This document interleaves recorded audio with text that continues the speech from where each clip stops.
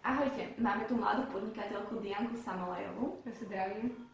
A vlastne chceme vám predstaviť jej podnikanie s raukoláčikmi. Môžete sa aj pozrieť, tak to výborne vyzerá. A vlastne Dianky sa rovno už teraz opýtame, ako začala s týmto podnikaním. Takže vlastne ja som začala podnikať vo svojich 19 rokoch, hneď po skončení strednej školy.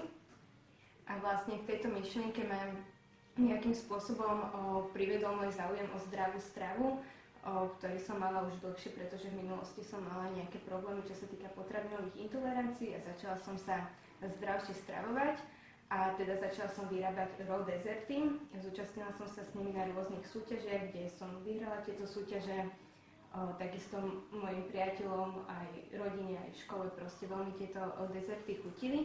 A keď sa blížil vlastne koniec strednej školy, tak začalo sa teda riešiť, že na akú vysokú školu kto pôjde a keď teda spraví toto rozhodnutie.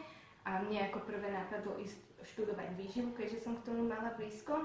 A nebola som si úplne istá, že či vďaka tomu môžem ovplyvniť napríklad stravovanie iných ľudí alebo im pomôcť do takej miery, do akej by som chcela. A druhá teda nejaká môj nápad alebo myšlienka bola vlastne rozbehnúť vlastné podnikanie.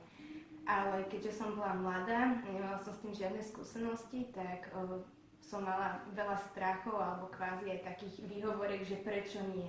Hej, že som moc mladá, nemám na to kapitál, potrebovala by som pomôcť niekoho skúsenejšieho.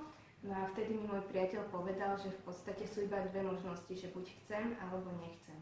A ja som sa rozhodla, že toto je to, čo naozaj chcem robiť a začala som tomu venovať plnú svoju pozornosť a kročík po kročku sa posúvať, riešiť veci, marketing, dodávateľov, vlastné receptúry, design, logo, potom vlastne zákazníkov, komunikáciu cez Facebook, Instagram, takže rôzne veci a kročík po kročku som si vlastne vybudovala to svoje vlastné podnikanie, tak ako ho mám dnes.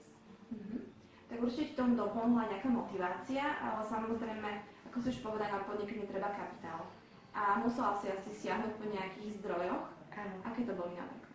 No tak vlastne, ako každý mladý človek, ktorý sa chce do niečoho pustiť a ja som tiež nebola výnimkou, nemá teda veľa peňazí, ktoré by mohol naliať do obrovských priestorov a špičkového marketingu, tak som sa začala vlastne rozhliadať o nejakých možnostiach, kde by som tieto peniaze mohla získať. Jednou z nich bol vlastne príspevok od štátu pre začínajúcich podnikateľov, ktorý vo výške 3000 eur, ktorý som získala po splnení vlastne podnikateľského plánu skúšok a prezentáciu pred komisiou na úrade práce a ďalšími teda možnosťami, ktorých som sa zúčastnila, boli startupové konferencie, napríklad prvá Food Startup konferencia na Slovensku, ktorú som taktiež vyhrala, získala veľa potrebných kontaktov a vlastne aj nejakej rady pomoci. A takisto, ak už máte niečo, čomu sa venujete a vaše okolie o tom vie a ste sympatickí, ste nadšení, ste mladí, tak nájde sa veľa ľudí, ktorí vám vedia pomôcť nejakým spôsobom, či už vytlačiť letáčiky alebo pomôcť nejakou propagáciou s výrobou niekam sa dostať, takže treba vám dať o sebe vedieť o tom, čomu sa venujete a čo vás baví. Výborne. A ty svoje dezerty vlastne prezentuješ aj osobne, ale aj na svojej stránke. Je to tak. Takže vlastne tieto dezerty si môžu kúpiť aj v rôznych kaviarniach. Áno, vlastne fungujem tak, že vo výrobni vyrábam koláčiky, nemám vlastne kamenný obchod, ale cez vlastne internetový e-shop alebo telefonickú objednávku sa dajú dezerty objednať a sú doručené, alebo možnosť je tam osobného odberu. Takisto sa zúčastňujem trhov v Starej Tržnici, rôzne cateringy aj v niektorých bratislavských kaviarniach si na nich môžete pochutnať. Super. A v čom sú jedinečné? No tak tieto dezerty sú vlastne výnimočné už iba tou samotnou kvalitou raw kvalita. Znamená to, že vlastne sú nepečené, preto aby si ingrediencie, z ktorých sú udržali všetky svoje vitamíny a minerály, ktoré by sa inak pri pečení zničili a sú z veľmi exkluzívnych surovín. Není tam žiadny cukor, múka, laktóza, takže sú vhodné aj pre ľudí s nejakými potravinovými intoleranciami, vegánov, ale aj niekoho, kto si iba dá záležať na svojom zdraví alebo chce pre seba spraviť niečo viacej. A ďalšou takou vlastne vecou, v čom je moja firma originálna, je práve forma cupcakeov a takisto novinkou sú takéto raw bomboniery a ide o prvé vlastne raw bomboniery na Slovensku. Takže myslím si, že aj tá forma je taká výnimočnejšia ako klasické trojuholníky alebo torty. Ľuďom sa to viacej páči a aj lahodnosť, aj vlastne tá chuť tých dezertov je pre mnohých ľudí prekvapivá, keď vlastne si to spájajú s niečím zdravým, že môže to takto dobre chutiť a nie sú to len nejaké tvrdé orechy alebo niečo totálne bez chuti.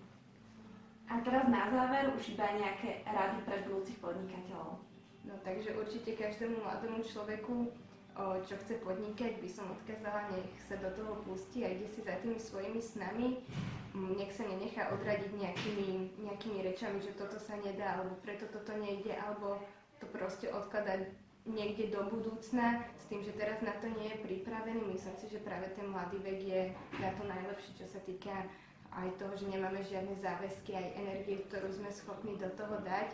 Takže určite začnite pracovať na vlastnom a priniesie to veľa benefitov do vášho života, veľa nových skúseností a je to úžasné mať vlastné podnikanie a tú slobodu a vlastne dostávať späť to, čo do toho dávate.